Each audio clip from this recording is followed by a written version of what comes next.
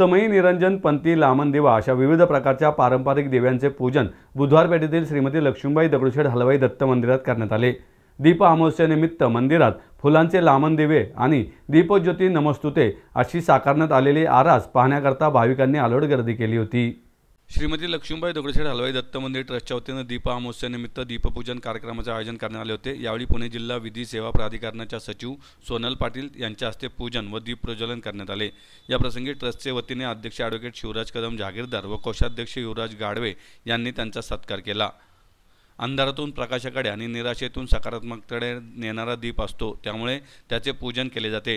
श्रावण महिन्यापासून एक उत्सवाचे आनंदाचे पर्व सुरू होते, त्याचा श्री गणेशा या दीपपूजनाने केला जातो। त्यामुळे मंदिरात विविध प्रकारच्या पारंपरिक दिव्याचे पूजन करण्यात आले, तसेच फुलांची आकर्षक आरास देखील करण्यात आली।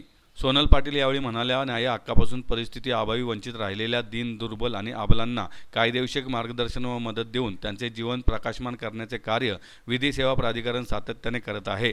आषाढ अमावस्येचे नकारात्मक चित्र दूर करून सकारात्मक संदेश देणारे ट्रस्टचे कार्य कौतुकास्पद असल्याचे त्यांनी म्हटले।